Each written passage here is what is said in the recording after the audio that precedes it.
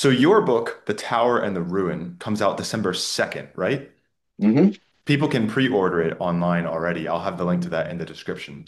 It's called The Tower and the Ruin. Oh, great. Yeah, right there. The Tower and the Ruin. Now, is it a coincidence that you, who have written so much about and surrounding the Monsters and Critics essay, are publishing a book called The Tower and the Ruin? Oh no, Maybe is that an allegory? that's where the first part of the idea came from, the tower part, obviously. Mhm. Um, but it's one of these things that's right in front of your face and you don't see it and you don't see it.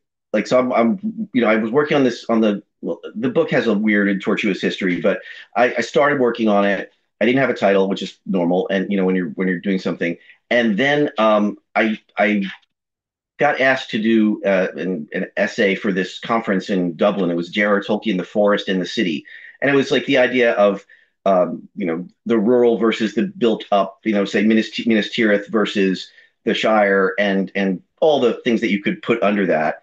And suddenly, it would like what popped into my head is ruins, and like what do we why do we care about them? Like what do they do to us? When we look at a ruin, and I started working that up, and it kind of that fell into place. So I knew I wanted the word ruin in there, but I would say it was like 5 years, and then I'm like, oh, duh. Well, it's the tower first, and then I still wasn't thinking like the allegory. I was thinking like Weathertop, because it was a tower before it was a ruin, and then it clicked together for that. But it took. It was like one of these things that after the fact, it's like I should have been calling this the whole time, and then I had a scare too that a scholar I really like a lot, Simon Cook, who's an Israeli scholar of Tolkien. He sent me like some chapters from a book he was working on, and the working title was like "The Tower and the Mirror," and I'm like, "Oh crap!" And then he actually said something like, "Actually, I don't like the title. I'm going to do a different title."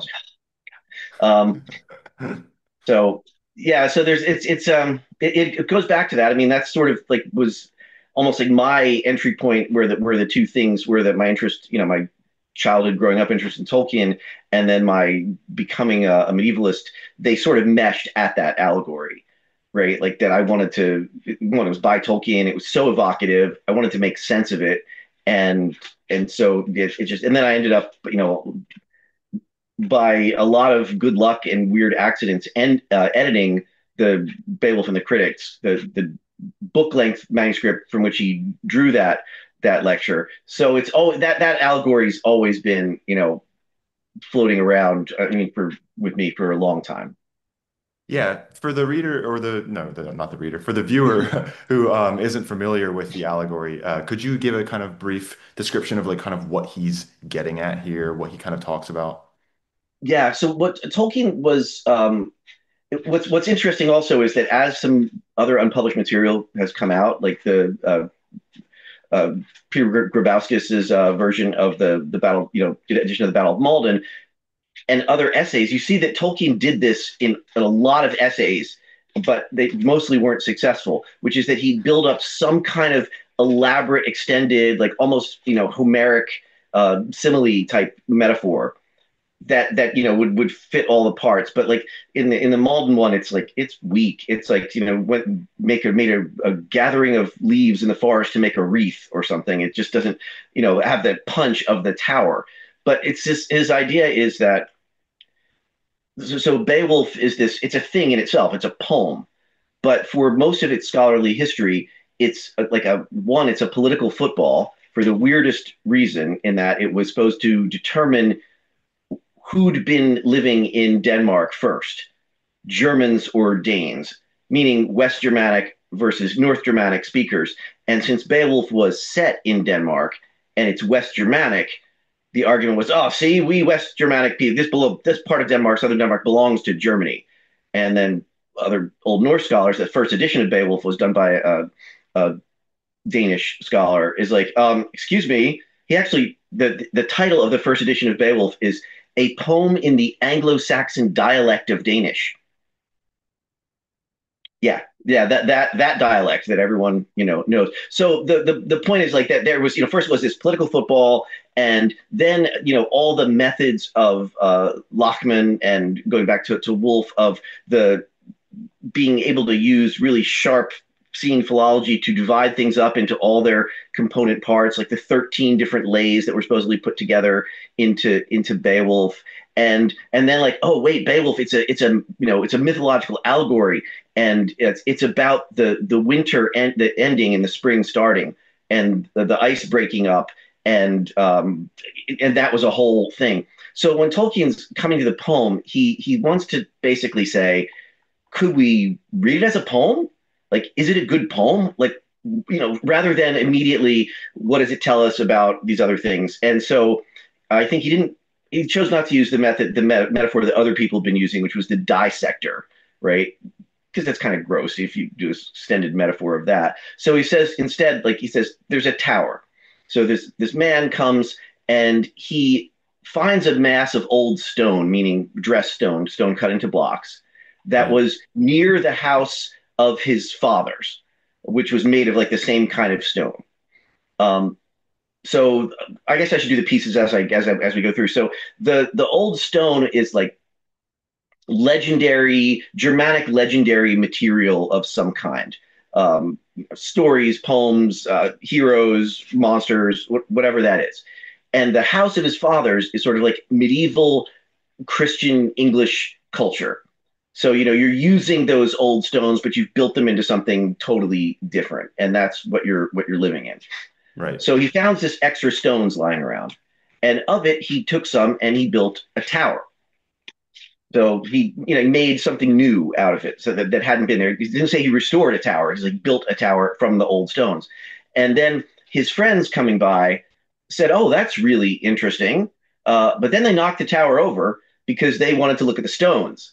And they're like, "Oh, where did these stones come from? Maybe there's some hidden inscriptions if we knock it down and turn over it." Others even began to like dig under the surface because maybe there's some coal down there or something useful. And the friends all made fun of this man, like he built this nonsensical tower. Why didn't he restore the house of his fathers or something like that? And then the final line is, but from the top of the tower, the man had been able to look upon the sea. Mhm. So if you left Beowulf and didn't knock it over, you can see something transcendent from that structure. So it's a great extended metaphor allegory. Everyone gets sucked in by it, even if it's maybe not a totally fair treatment of all the previous scholarship. It so works, and we want to be like the man who built the tower and not like these myopic friends who came by and wrecked the thing and knocked it over. So but I think that my doing the thing with the tower and the ruin is to argue that ruins aren't just for quarrying stones out of and reusing them. And Tolkien very much knew that and very much believed that. Like he's not saying that. But that's exactly the line where the friends say, "Why didn't he restore the old house? Why didn't he turn the stones into something useful?" And he's like, "No, no, he turned the stones into something, whatever you think seeing the sea is, Right. insightful, powerful, aesthetically accomplished, something like that." So that's that metaphor. And I mean, I just was an outside reader on a dissertation, and the first page of the dissertation is quoting the allegory of the tower, and because Yeah. it's everywhere, because it is such a powerful metaphor and beautifully written. As Tolkien, he has very gifted at rhetoric, maybe too gifted at rhetoric, in that people tend to agree with him without realizing all the things they're agreeing to, because it sounds so good. Yeah, it's definitely very culturally significant to us. I know Tom Shippey generally cites that it's the most cited paper in the humanities. I'm really not sure where he saw that, but I've seen him. I mean, I trust him. It sounds Mm-hmm. plausible. It was Um, there used to be, it probably still exists, but there was like the British academia has like citation indexes, because that's how you can tell, like, if you I get see. promoted and stuff. And somehow Shippey used it to look at like how many of those were citing Tolkien. And it was enormous. But of course, it was written in 1936, so it's going to overwhelm a lot of more recent things. But I think because it gets quoted in lots of Tolkien studies, obviously, it gets quoted and quoted again in Beowulf studies. It gets quoted in children's literature studies. I was surprised by that. Like, I expected on fairy stories, which only sometimes, but the Monsters and the Critics one, because it's sort of like your all-purpose thing of the, I am coming along and I'm going to look at the tower. All you other people are just looking at the stones. And so it's self-flattering for the critic to join. So a good piece of rhetoric, because it Right. it does all that.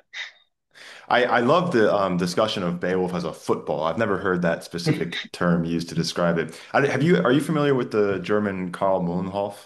Oh Muhlenhof, I guess I yes. should Oh, say. I so Shippey calls him the Grendel of Oh Beowulf yeah. studies. I think old Carl has gotten a bum rap.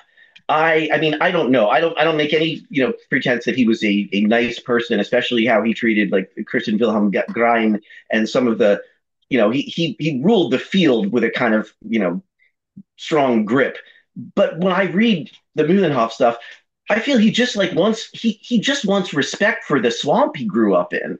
He just Yeah. wants it to be the Ditmarsh. Like I grew up in this. He's Shrek, really. He's like except instead of saying "get out of my swamp," it's like "celebrate my swamp" in southern Denmark. And I mean he. Well, the other thing is, I don't think that all the people who say bad things about Muhlenhof and leader theory actually read the Muhlenhof paper. I really don't because it's brutally hard. I've started doing a translation of it for that reason. I was going to publish a full translation, and I was working with a German professor, a specialist in German, and it would take us like an hour to get a good translation of 2 paragraphs. And it's kind of why the project stalled out after a while. It's Yeah. really hard and really complicated, and I don't know if a lot of the people who I mean, come on. Most American, even British, but certainly American academics my age and younger really don't have the German. So I think there's a lot of, I read a summary of Liedertheorie and I'll reject it. And the thing is that maybe overall Liedertheorie is wrong, right? Maybe it's just like, no, they weren't. It's as Chambers said, you can't make a Rolls Royce out of a large number of bicycles. So maybe, though I think that's another piece of nice rhetoric, right? Because you do Hmm. need 4 wheels and some other parts. But setting that aside, leader theory noticed a lot of important details, variants, problems, really, that we don't notice anymore because we went so far the other way that not only is, and here I'm kind of channeling Shippey a little bit, but now anything in Beowulf is a genius masterstroke. Like if they say that there's East Danes and West Danes and North Danes and South Danes and Spear Danes and Victory Danes and Bright Danes, that's not just that I need something that alliterates on W or E or no, no, no. You have to understand that's a genius move because it's showing that it's the Danes spread everywhere and in every way. I'm like, or they needed something that alliterated with W in Yeah. that line. And so like that's the other side. And Beowulf is so flawlessly, and I love Beowulf. I mean, I've devoted my life to studying it, but that doesn't mean that it's pure perfection in every way. And also it means that you start ignoring evidence, and maybe you don't go as far as the leader theory people who were like, well, they never say that Waltheo left the feast, but they say when Hrothgar left, he went to be with Waltheo. So therefore, 2 poets. Yes.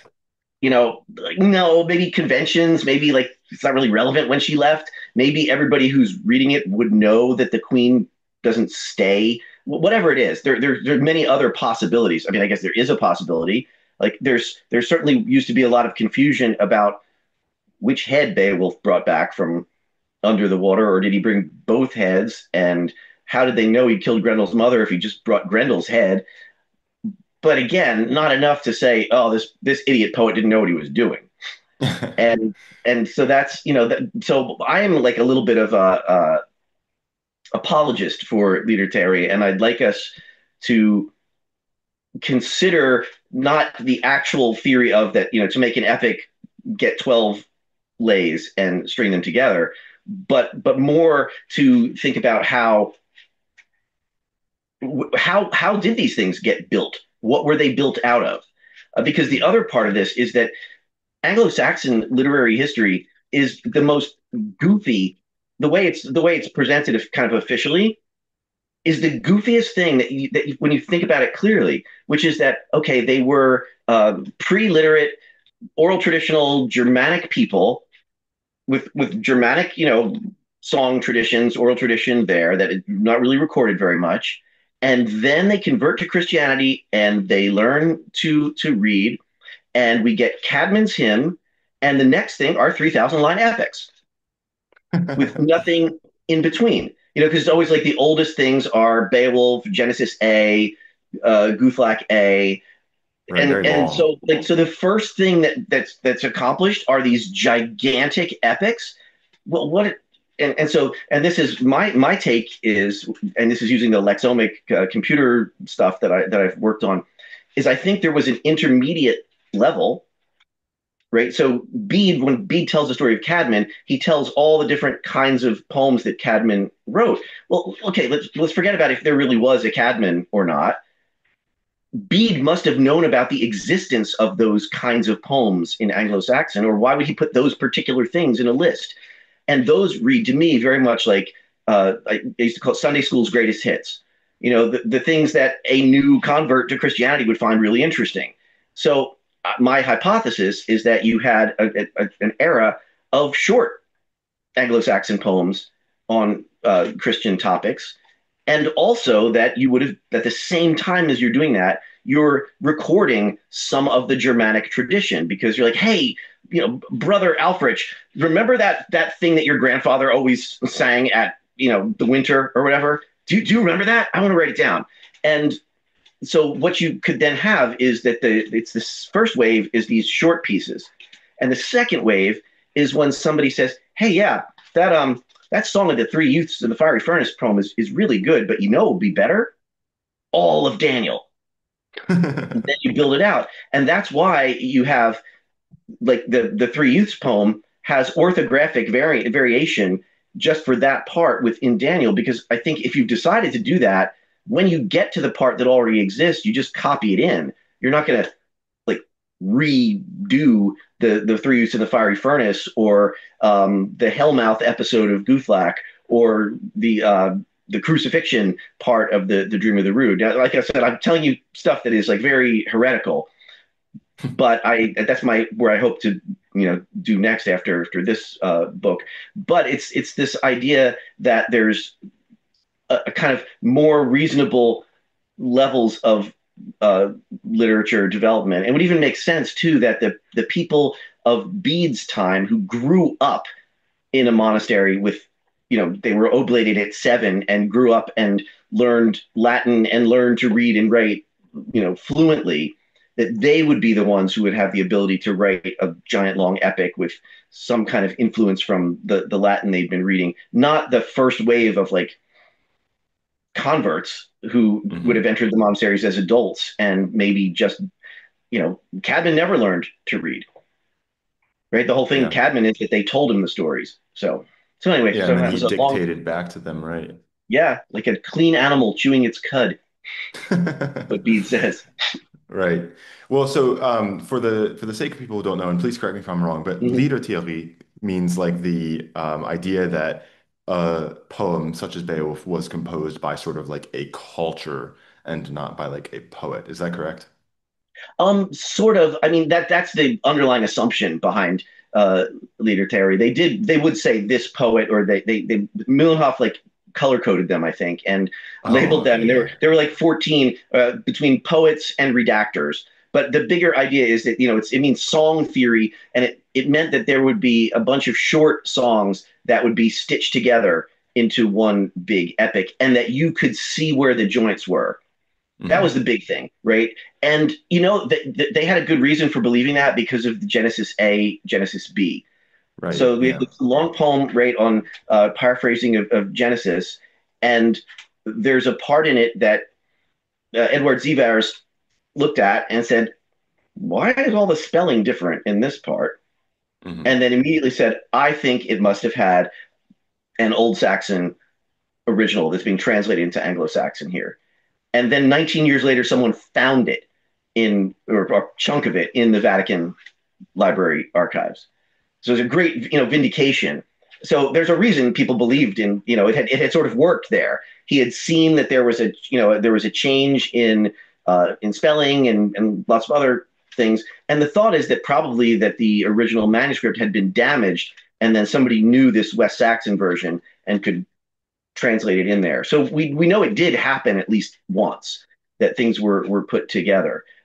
It was just it was there was overconfidence in the method. Right. The idea was like you can look at it and you can tell me to like a ridiculous level of precision because it wasn't really like a codified method. It was this weird mix of, well, I don't say weird, but like idiosyncratic mix of real hardcore philology and looking at spellings and syntax and different. So, for example, in Beowulf, using Sithon, which means after, but you can use it as an adverb or you can use it as a coordinating conjunctive. Hmm. And some people noticed that there seemed to be patterns of this. Like this whole part of the poem never uses it one way. This whole part of the poem never uses it the other way. And so, okay, that shows.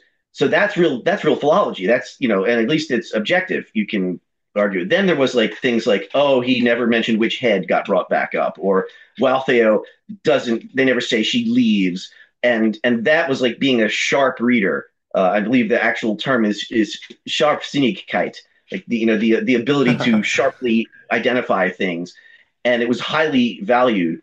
But that was, I mean, especially when you read the scholarship in German, essentially it always comes down to, as any idiot can see, and Uh-huh.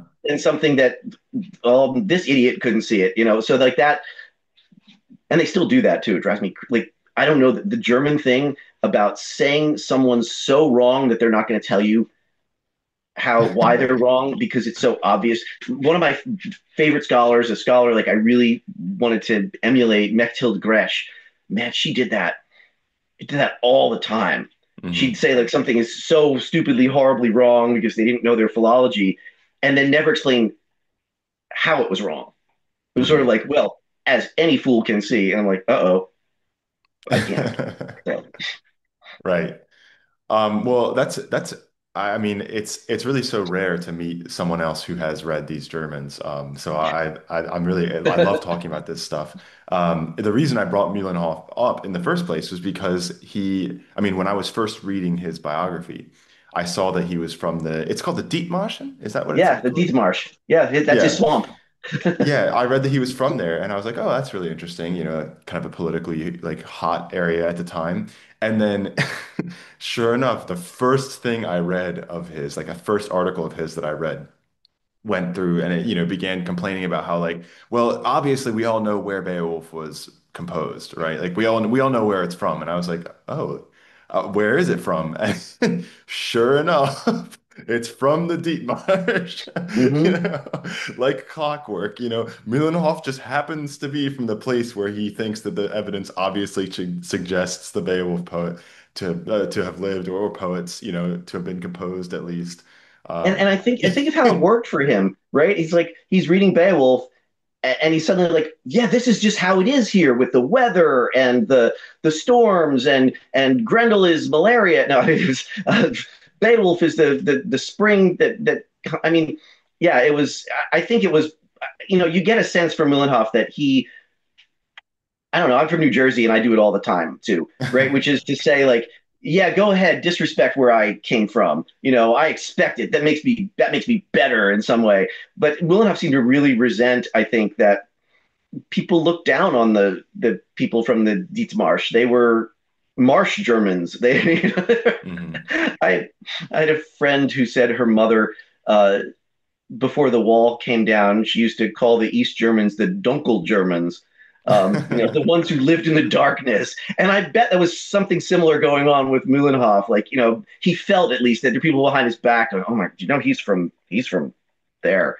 Um, Yeah. so so I think he had a and so then Beowulf was the vindication, right? Like, but this great thing came from my hometown, Mhm. which is also funny because Sam Newton, who has made the best case for connecting Beowulf directly to East Anglia, is from there, and Tom Shippey is from the north, like one of the particular, areas. I'm afraid if it's Hartlepool or that Beowulf could have come from also. So it doesn't go away. I think like you'd love to find it that it was in your hometown Yeah. that this poem came from. Yeah, and for the sake of the viewers, the Dietmarsch is like in Schleswig-Holstein, which for people who are familiar with their North German geography, as I'm sure everyone is, that is like the part of Germany that joins Denmark. That is on the, sort of the Jutland Peninsula. So during that time, during the 19th century, it was kind of a politically contentious area. And as you've just mentioned, there was sort of the discussion of whether or not Danes or Northwest Germans really sort of inhabited that area as like natives, who was Right. there Who was here first. first? Mhm. I wonder how the Finnsburg fragment, I haven't really looked into how that has had any sort of political impact on this because that's happening with Jutes, right? But although I'm not sure that they actually called them Jutes yet in the 19th century, they might have identified them as No, Ettons. they were So, definitely those. So there's all kinds of stuff like that goes on too. There was also a big argument that I never figured out. So this is related to the line 6A thing. There mhm, was this whole, and Tolkien brings it up too, this guy Ellis Wadstein, and there's this idea that the Heathobards in the Heathobard episode in Beowulf were the Heruli, and that there's a mhm, connection between them and the Jutes, and like that was like you could see that the establishment wanted to stamp that out like a conspiracy theory. Because they just go way over the top in nothing is the Heruli. There's no Heruli. Nobody knows anything about Herulis. And I'm like, wow, that's a little bit over. One of my rules of thumb is if there seems to be a critical overreaction that doesn't make sense from the actual material, then there was politics, like either right. in-field politics or some kind of politics involved there.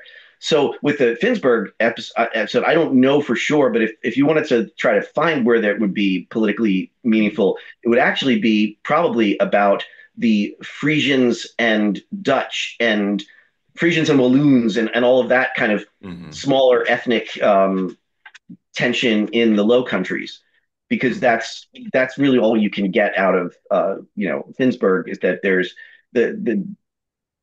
there's Frisians and there's Danes and then there's these Jutes that are involved. I agree with Tolkien's interpretation that there's Jutes on both sides, mhm, and that it's probably the result of the Jutish kingdom or the Jutish political entity being destroyed between the sort of like the hammer of the Danes and the anvil of the Franks to the south, and event like there was nowhere for the Jutes to go when the Danes expanded, and I think that the kingdom essentially broke up. And Tolkien's take is that you had these sort of mercenary bands of Jutes, some of whom were serving with the Danes and some of whom were serving with the Frisians. mhm. So it's all like, oh man, we're really in the weeds of like fifth century Northern European politics there, fifth and sixth century, um, mostly sixth actually, because yeah, the big migration is in the sixth. Mhm. Well, you mentioned the 6A emendation. I would love to talk about this because this is one of the things that really first got me into philology. I think when I heard that this was a thing, that this emendation was proposed, I was an undergraduate, and I was like, I mean, I was like so thrilled about it. It sounded so exciting and so interesting that here in the sixth line of Beowulf, something has just been sitting right in front of our faces. But there's this word, right? Exode ero in the manuscript. Mm-hmm. And it doesn't really make a lot of sense. It doesn't really fit metrically.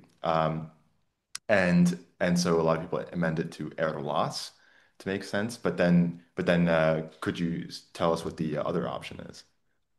Yeah, so that emendation and the air loss and the square brackets in line six of the poem had bothered me for forever. But I just, I don't think I'd even looked it up in Claybur, or maybe I had, but I can vividly remember that I was at the Kalamazoo big medievalist conference there, and I was sitting at a table with John Hill, who wrote the Anglo-Saxon warrior epic. He was a professor at the Naval Academy for years. He was a friend of mine and a mentor, and we were talking, and I was like, "This just is really bothering me this line here because it doesn't even make sense, right? So he terrified the Earl, like just one of them. Come on, no.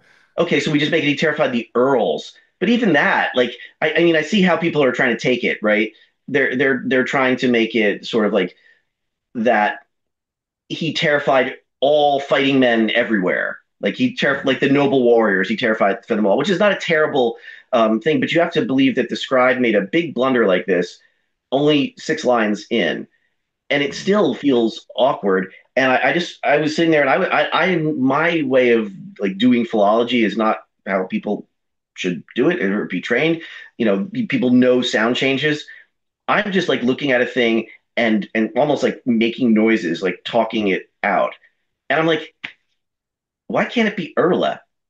Like, why couldn't you have looked at it and said it'd be Erla and said, oh no, wait, you need an accusative there. Mm. Or sorry, that's not how we spell Earl anymore, and made a like a hyper correction or a Or a wrong grammatical correction. correction, like Yeah, nowadays, and I'm right? sitting there Yeah. going, couldn't it just be Erla? Doesn't that sound better? I mean, that's terrible, but I like do metrics and stuff by ear first and then go. So I'm like, just listen to how it sounds, eo soda Erla, sitan erswerth, rather than eo soda eorlas. Like that doesn't, it's, yes, it's technically you can make it a whatever, Seaver's D type, but Erla is just so much easier. And I didn't even know what Erla meant at that point, right? I'm just trying to like work through the sounds of it. And then John Hill goes, well, we should ask Hal.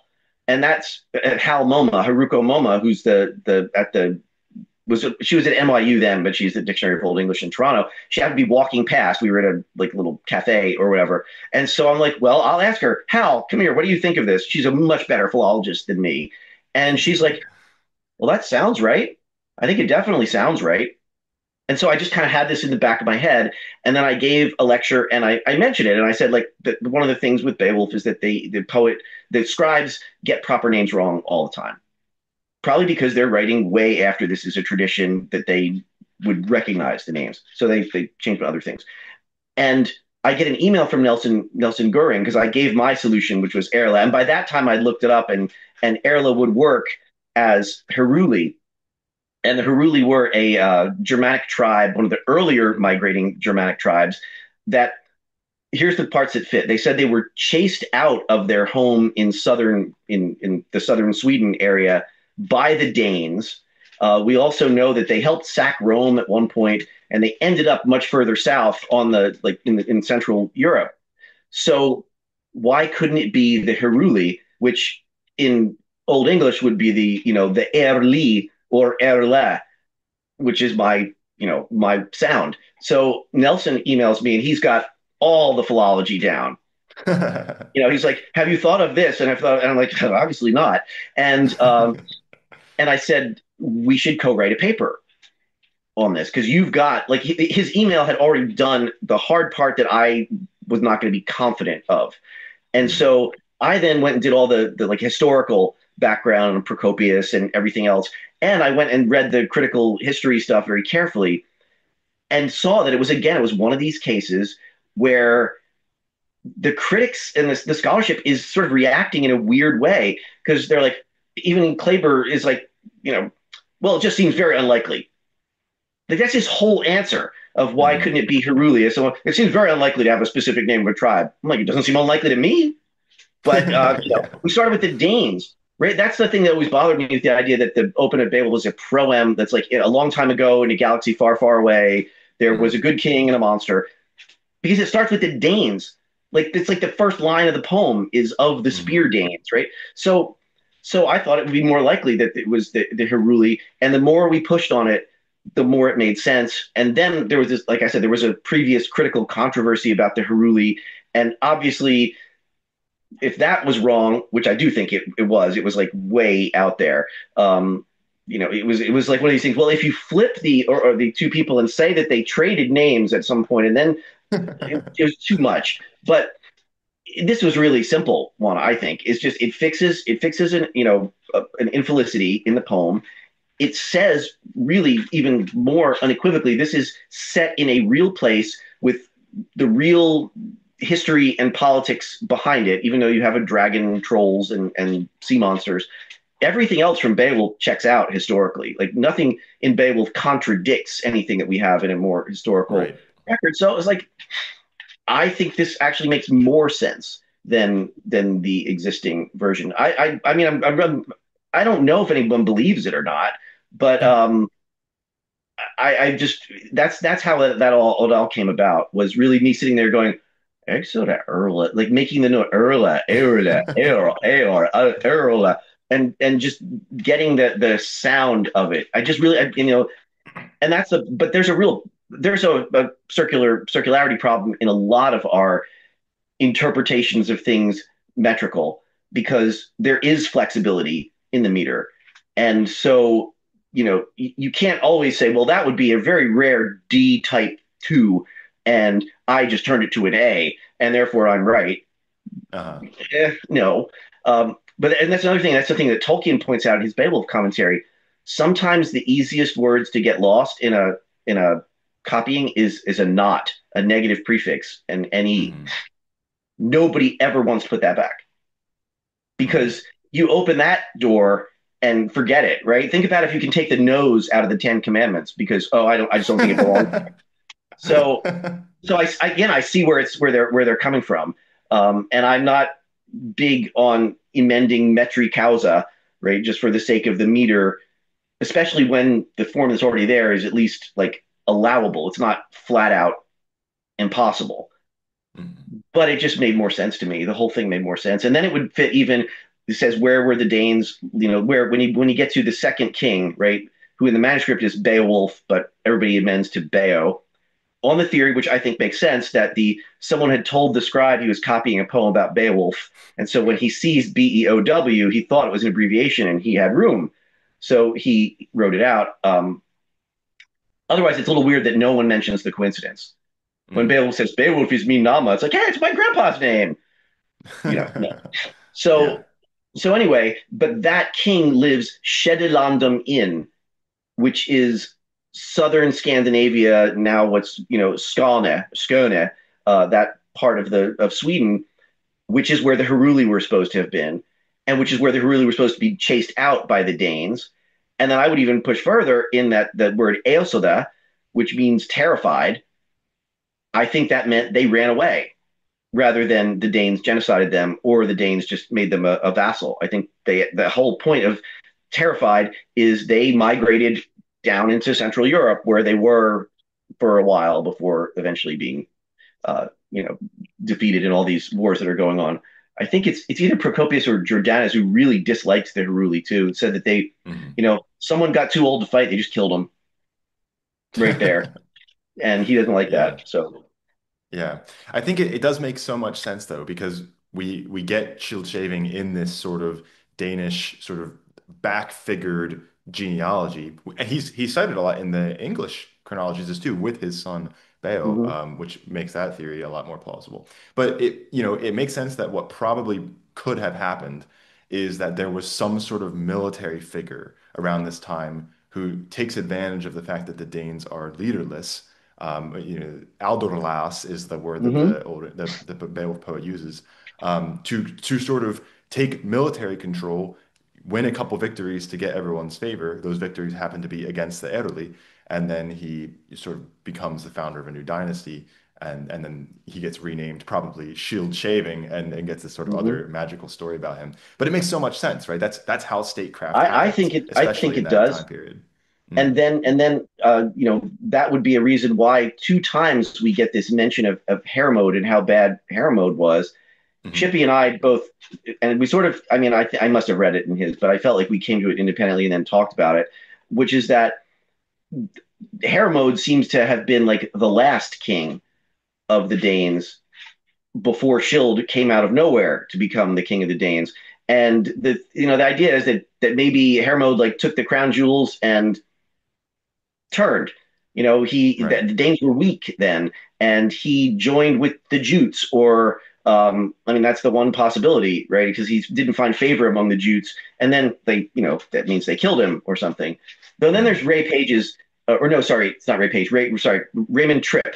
Raymond Tripp's crazy theory that I love. I don't think it's right, but I love it, which is the dragon is Hermod. Yeah, I've heard that. That like Hermod took the gold because they did. There is at least hints in Old Norse that if you like deliberately died on top of your gold, you turn into a dragon. Mhm. So Hermod took the Danes like crown jewels and goes into this barrow and dies there, and that's why he's the dragon. And it would even work kind of physically if Beowulf's people are occupying that piece of land where the Danes, like, they had just, it was before they chased the Heruli out. So they would be on the border of that. And, he goes out of the Danish kingdom into somewhere else. But I think it's actually crazy, but it's lovely. If I was writing fiction about this, I would, because that's the problem is the dragon has just out of nowhere. Mhm. It's been there for 300 years.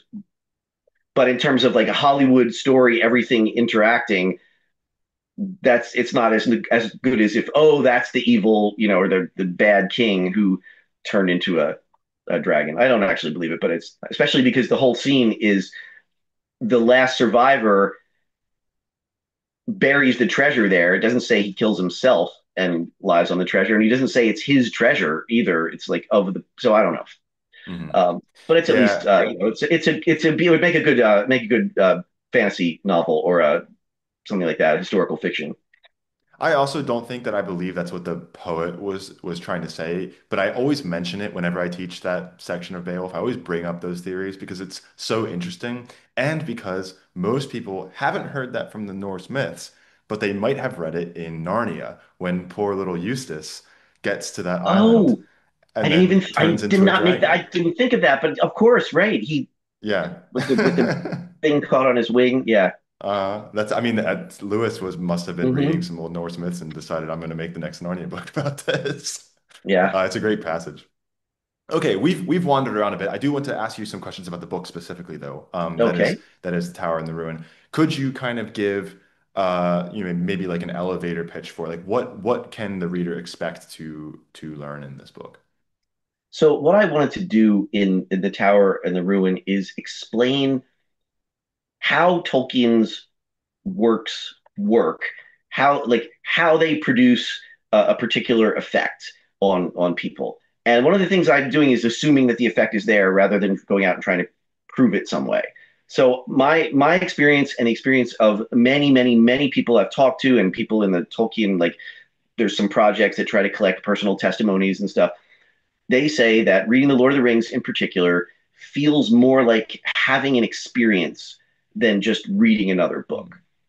And I wanted to kind of figure out where that comes from and in kind of all the possible ways of how. So it's like, how did Tolkien end up creating it that way?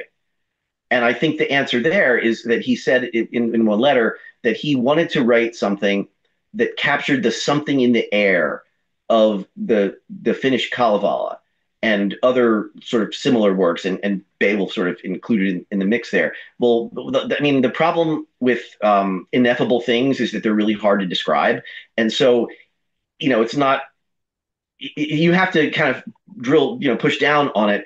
But and then I looked at what his first three things that he like first real serious pieces of writing were, and one is an Arundel poem where he's trying to come up with sort of like a better story than the Old Norse thing with the frozen toe for Arundel.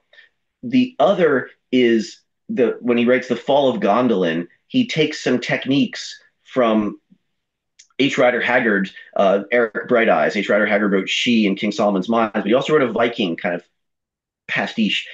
And as you probably know, when you learn Old Norse, you have to come across like that. It suddenly shifts into the present tense for no good reason in the literature. And Haggard imitated that. Well, what I noticed is Tolkien did too in the Fall of Gondolin, the first like long prose thing he wrote, but only for the first like two-thirds of it, and then he gave it up. And then finally, it was William Morris, which was Tolkien said, I wanted to write a romance with chunks of poetry in between. Except that what Tolkien did, unlike Morris, is sort of just using the prose to get you to the next poem to kind of, and Tolkien flipped that. And the poems are there, they do things, but it's primarily a prose work. So, like, so how did he do it? How did he put it together? And the frame narratives that he created for whether it's the Red Book of West March or all these other things where he created these elaborate frame narratives and never used them. The Notion Club papers, this idea of the legends were found in the Book of Lost Tales, which itself was being told about by someone else. And then he was way too frame happy. Verlin Flieger and I used to joke that the reason that the Hobbit actually got published was that someone grabbed it away from him before he could put another frame, narrative around it. But so it's like, what was that something in the air? And my answer for the something in the air is that it was the quality that ruined texts have. That a text that's come down to us that's been damaged by I mean, sometimes flat out damage like Beowulf caught on fire, but I mean more by cultural damage, by time and language change, where we no longer know what these things refer to, what these connections are. When Hrothgar says Ashera is dead, Ermenlof's older brother, who the heck is Ermenlof? Obviously, everybody knew at some point, or it wouldn't work for the poet to say that. And I mean the metaphor I use for our students is imagine 3,000 years from now or something. You can say 1,000, but I'll make it even longer. Almost all of what survives from our culture is a Tom Clancy novel, and somebody reads it and they're like, "Oh my gosh!" In 20th century America, they worshipped geometrical objects. They were like, back to the Pythagoreans because the Pentagon told us to do this. The Pentagon sent orders to do because nobody explains what the Pentagon is in a Tom Clancy novel because we Right. all assume we know what it is. No one bothered to tell you who Ermenlof's older brother is because duh. And so, like that effect that you get from these broken references and from the fact that a lot of medieval, that scribes added things and then different scribes copied and didn't understand what they were copying, and that there's all kinds of gaps and inconsistencies because you didn't have a book that you could turn back and forth. I mean, you had a manuscript with that, but you didn't have it like sitting in your library that you go check, when you're remembering what else you're going to put in the story. And I think all of that together. So if there's one like big like insight level there, is that what Tolkien ended up making in the Lord of the Rings is something that feels very much like, a Labor's Beowulf, in the sense that, when we learn to read it in its original language, we have to fill in a lot of pieces, or the scholarship is filled in a lot of pieces. And the Lord of the Rings then has a lot of that same texture. I wish I'd remembered the Roland Barthes essay, The Grain of the Voice, because grain is exactly the word I wanted. And I didn't realize until after the book was published or it's about to come out. Like wood grain. Like wood grain is, we like that better than plastic, which has no grain. And that's what these old works have. They have a grain to them. There's wormholes and there's damage, like a ruin. And then Tolkien figured out that the way to produce that in a modern text was not surprisingly like everyone else had done, which is I need to imitate the style, I need to imitate the form. So that's like I need to have people speak like Sir Walter Scott does. I need to use particular medieval form or like Rider Haggard. I got to switch tenses because Old Norse sometimes does that. Instead, what Tolkien ended up doing was producing the characteristics of an old and edited text. And I think that is what gives the weird thing that, it starts with hobbits, for God's sake, but it feels more real. People say that, and they don't mean realism like I don't know, a Eudora Welty novel or a Theodore Dreiser or somebody like that. They mean that it feels not like something that's just invented for the purpose of selling a book in the 20th century, because it has that same kind of texture. So, and then I tried to lock that down with what I keep calling heterotextuality, which Mhm. 2 years ago when I checked, Google claimed that I was the first to use it. I don't buy that for a minute because it's just too obvious, right? How could no one have said that before? But the Uh, thing, heterotextuality versus like say being multivocal or polyvocal or something like that, is that it doesn't it gives the impression of being put together from multiple texts. Hmm. And that's because of Tolkien's revision process with the Lord of the Rings. Some parts of it he never revised; they were just good from the beginning to him. Others he revised many, many, many times. There's little pieces, assembled together. There's contradictions. There's so the one thing is that the character of Aragorn was originally Trotter instead of Strider, and he Yeah. was a He was a hobbit, hobbit, wasn't he? Yeah. right? He was a wild hobbit. That's what a ranger was. And there's little bits of Trotter that still stick around that you don't realize. But like in Bree, when Aragorn seems to have a PTSD moment about the Black Riders, and it's totally reasonable until we get to know Aragorn, and more importantly, we learn his biography, and he's never been anywhere near the Black Riders. Uh, And so, like those little inconsistencies actually end up making the work feel more real to people. And so then I talked mhm. about the patterns of the text. Many people have noted that the Lord of the Rings is really weird compared to I don't know any 20th century novel in its lots of slowing down and resting in a homely house and having nice things happen in between the action. Sometimes the action happens off stage, like with the Boromir fighting the orcs. Um, so a lot of patterns of like the health and sickness or the natural year. And then I got onto the kind of more traditional like literary side of things and to talk about the way that Tolkien blends themes to creates complex emotions first of all, and then blends together a lot of themes so that you don't have any one unified. There's a lot of places to find things that resonate with you in the Lord of the Rings, which is why I think, weirdly enough, this book is just as beloved by the most extreme left wing people I know as it is by the most extreme right wing people I know. And how can that be? I mean, I've talked with so many people who feel that Tolkien he's onto the truth, but these people have wildly different notions of what the truth is. And it's not that Tolkien is like lukewarm either, but it's that he's doing something else, which is that he's sort of showing the complexity of these ethical and moral and political issues, and and saying essentially like, well, you know what the answer is. The answer is doing what's right in here, and you know what that is, which is how we all go through life anyway. So I think that there's something of that, and then finally I wanted to.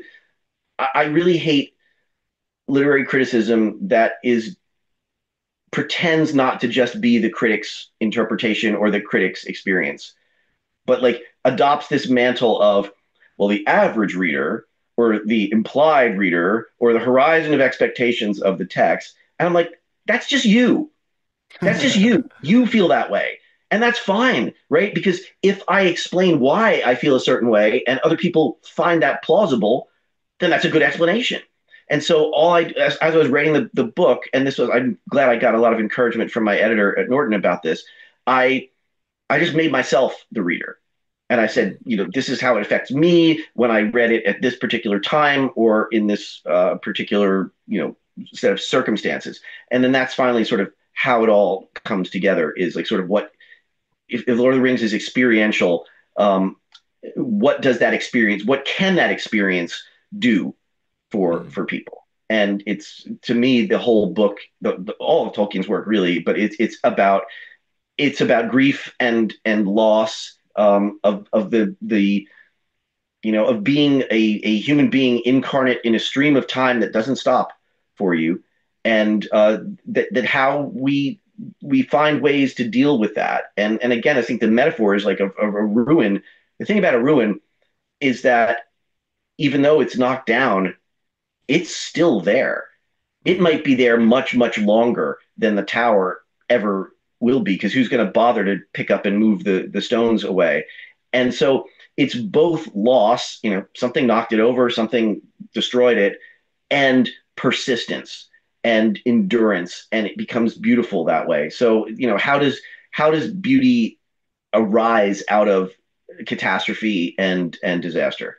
So that, Mhm. and also I just didn't want to write a book that followed the blueprint of all the other Tolkien books. Like here's a chapter in his biography, then we do a chapter on The Hobbit, then we do a long chapter on Lord of the Rings, then we do Silmarillion, then the minor works, and then maybe his scholarship. and I just couldn't bring myself to do that. Mostly because I think that Shippey did it so much better than, like, when he went first and he did it better, and so you got to do some other way of getting into it. And I was lucky that I had an editor who really believed in the project and let me write what I wanted to write. Well, that's really interesting. I'm very much looking forward to reading it. I like that you mentioned sort of difference, the sort of different feel of the Lord of the Rings, and you sort of mentioned Beowulf in there. I think that one thing that I like to people, people will say things like, "Oh, if you want to understand Lord of the Rings, you should read Beowulf because it was like a big source on Tolkien and stuff like that." I actually think it's more impactful the other way around. I think if you want to understand Beowulf, Lord of the Rings is a great place to start.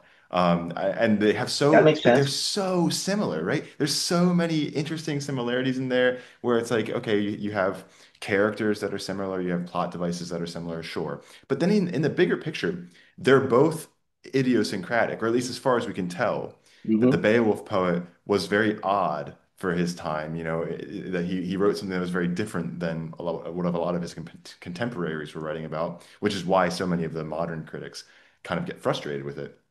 It's the same thing that happens with the Lord of the Rings, is that Tolkien is so sort of different and idiosyncratic, right? I wanted to ask you specifically what you thought about his interpretation, if we are reading this correctly, of Beowulf's sort of fate being the same as Frodo's. Have you heard that discussed before, of the idea that like Frodo's end fate is kind of like unclear to us in the same way that Beowulf's salvation is kind of unclear to us at the end of the poem? I haven't read that somewhere, but that makes total sense that you say it Mm. like that. Like, yeah. Now, partly you have to think that I think most people, but I can only speak for myself. I, for the longest time, thought Frodo got to basically go to heaven at the end, right? And then you read Tolkien's letters, and he's like, no, he dies. I mean, he can be healed, but he's mortal, so he's got to die. So, he leaves behind every except for Bilbo, every friend he ever had, every person, except for Bilbo, I guess, and Gandalf who's with him. He leaves them all behind, and his reward is to be healed, which is better than not being healed. But that's about it. Because I Mhm. was like, undying lands, I get it, undying, not worth it, but that, no, apparently wrong. And is there any kind of like salvation in the Lord of the Rings? There's not, except that where in the death of Aragorn he says, our spirits are not bound by the circles of the world, and beyond them there may be more than memory. There's more than memory, and I think that is what Tolkien really wished for, and Mhm. with all his heart, and I understand that like so completely. But it's not like phrase like Beowulf. It doesn't say he went to heaven. It didn't say that his soul was saved or whatever, right? Mhm. It's heaven swallowed the smoke of the funeral pyre, but it doesn't do that, to the great frustration of the many, many, many, many, many scholars who want it to just be a purely Christian uh, poem. Right. And by the way, I think Tolkien's solution for that is another one of these like even too clever. Because basically Tolkien turns the Beowulf poet into Tolkien, which is why your idea of reading the Lord of the Rings first works, right? Tolkien's Yeah. interpretation is the Beowulf poet is like an amazingly great historical fiction writer who is taking the reason that he's not mentioning Jesus, Mary, the saints, resurrection, eternal life, the Eucharist, any like the most important things about Christianity, right? All he mentions is Cain and Abel and maybe the shield of righteousness from Ephesians or whatever. And Mhm. people really push that, but I kind of think that the metaphor of having a shield protect you against evil darts is kind of universal. I didn't need to get that from the Bible. Um, Right. and oh, sorry, and the mention of the flood with the giants. So that's it. And Tolkien and many others like see, because the poet is setting it. He imagines that Beowulf happened, in this particular time before Christianity came, so that people wouldn't know. But he occasionally slips up and he says, like, King Hrethel chose God's light, even though Mhm. it's just a metaphor for died, not converted or anything. And I feel like that they're pushing too hard. it was definitely copied by Christians. It was probably written down by a Christian, but I don't think it's a like Christian poem Oh, that way. really? No, no, it's a traditional. It's a Germanic. Well, I'll tell you why. There's another emendation. You probably haven't seen this because the article only came out fairly recently. But this is Oh. the Alfwalda problem. So in line 1314, when this is right after, this is right around the Ermenlov's older brother, right? So Hmm. the Grendel's mother has come. And so the next morning, Beowulf has been summoned but hasn't gotten there yet. And it tells us what Hrothgar is thinking. And it says he wondered if the ruler of elves would ever bring about a reversal for the Danes. Hmm. And it's Alfwalda, and it is clear as day in the manuscript, and has been emended out of almost everything. Everybody takes Alfwalda and emends it to Alwalda, Hmm. except there's no motivation for sticking an F in when you're copying there. There's no other Yeah. text within I range that had with the ALF or Yeah. right. So there's no Especially not for a motivation. Christian scribe, right? Why would he want Right, to change right, it to exactly. Alfwalda? There's no motivation for that. I think it was Alfwald to begin with. Interestingly enough, a couple lines later, the Danes are called the Friends of Ing, the Ingwina, Mhm. which Tolkien, in a throwaway line in Beowulf and the Critics, says, "Oh, that's just a fossil." Like by that time, nobody knew who Friends of Ing were. It's just another word for Danes. Mhm. Really? Well, because the interesting thing is that Ing is Ingwe Freyr, who's the ruler of elves, according to Old Norse, right? Mhm. And the that would actually explain Beowulf's name too. If it's not Wolf of the Bees, Predator of the Bees, which is a very weird construction for a name like Yeah. that, but if it is instead uh, Beowulf, so Beowulf, so servant of or servant I think is the best way to do Ulf, but of barley, which is another name for Freyr. Mhm. So here's what I think was going on in the written text that our scribes got. It said the Danes made sacrifices at the pagan temple. I think they were making sacrifices to Ingve Freyr. Mhm. And then Beowulf shows up, and Hrothgar is like, remember he shows up, he says, I think he's been sent here to cleanse the hall, Yafalcion. Why would he think Yeah. that? Except that he said, Beowulf is my name. Servant of Freyr is my name. Oh, wow, we're just making sacrifices to Freyr. This is great. And then when it seems to not work because Grendel's mother comes back, he says, I wonder if the ruler of elves is ever going to bring about a reversal for us. Ironically, because it does happen. So I think the original source was that Beowulf was sent by Freyr in Mhm. and that's what would have been understood, and that was what at some point someone's like, that's bad. We need to rate line 189 to 99 there, oh, woe will it be? Because and again, I think that would be a time thing, right? If Beowulf's really Mhm. being composed around 750, there's no pagans.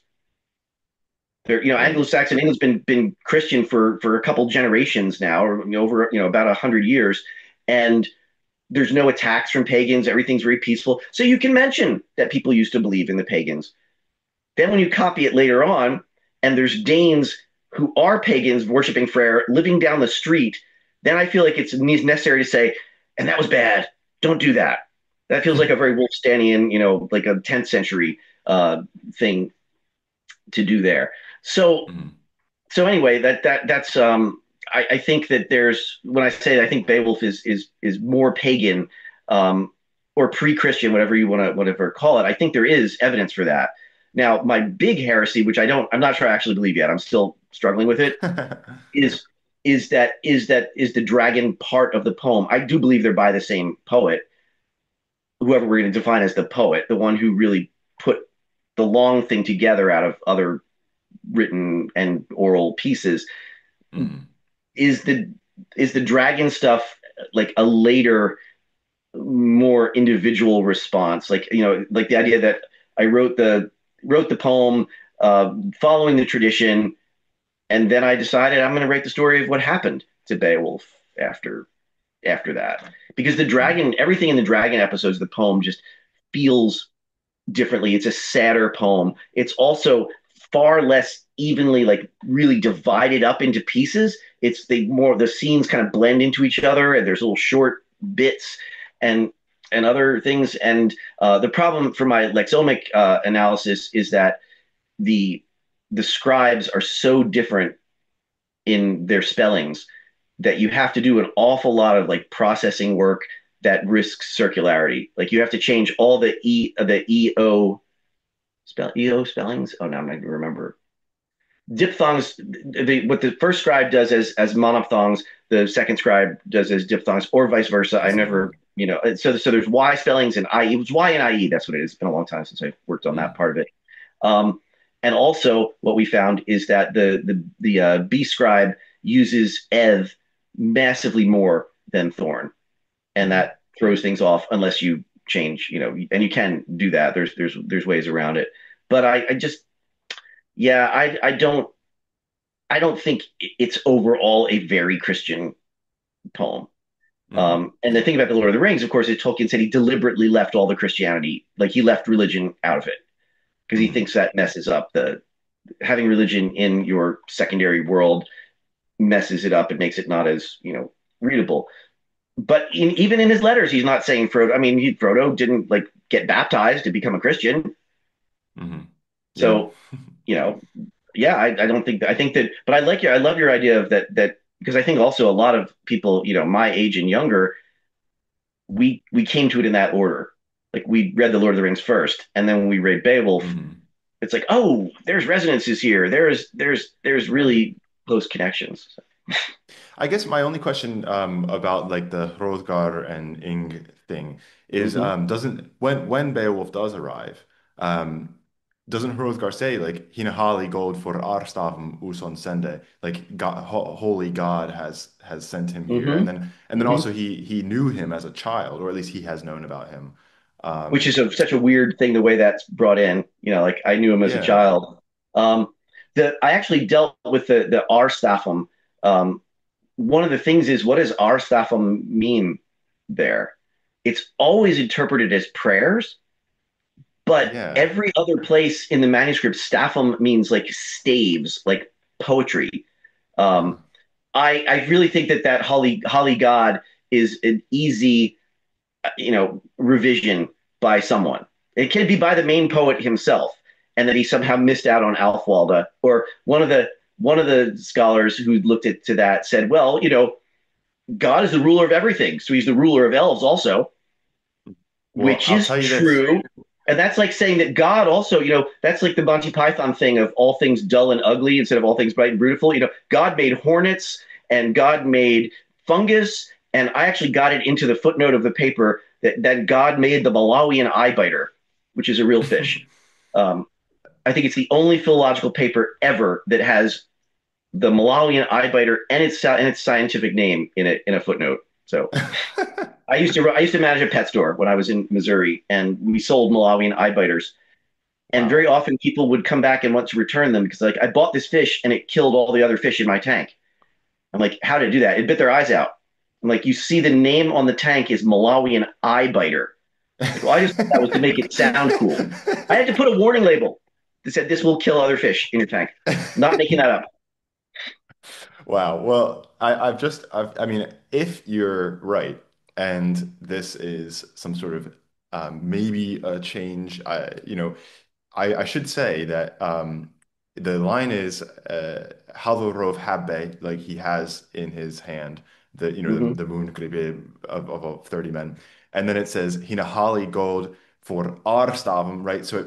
The next line is on the sort of glottal vowel alliteration. And as you know, the Beowulf poet loves to have the second lift on the in the off verse have the same alliteration as the next line. So if it were Hinahali Ing, then it would I hadn't thought actually of that. be That's really nice. That's really good. then it would be that vowel, right? Mm-hmm.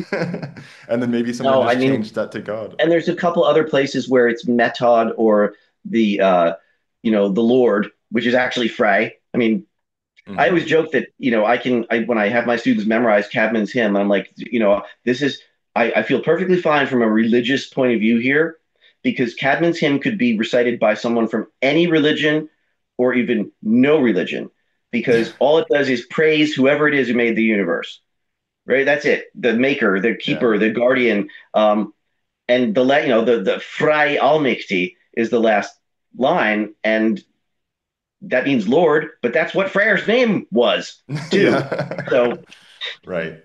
Right. All right. Well, I think that's going to be all the time we have. Just a reminder, the book is going to come out on December 2nd. And again, it is available for pre-order. I'll have the link for that in the description. Professor Drout, thank you very much for coming on the oh, show. it's my pleasure. And I should say also that there is the audiobook is going to be released simultaneously. I did the narration. I just actually was in the studio yesterday doing the last like punch list things, and I learned from that that there's certain words that I should not use because I cannot pronounce them properly at speed. It took a really long time to go like just fix a couple little tiny things because I just naturally pronounce so concomitant. I was pronouncing it as concomitant if I wasn't thinking about it. And so I'm just going to stop using that word. It's really Nice. simple. But thank you so much for having me to be able to have a nice conversation about like not just philology but like Carl Mühlenhof and like this is my Yeah. dream to talk to people about this stuff. So thank you so much, and I hope to talk to you again sometime soon. Yes, of course. It's been a pleasure.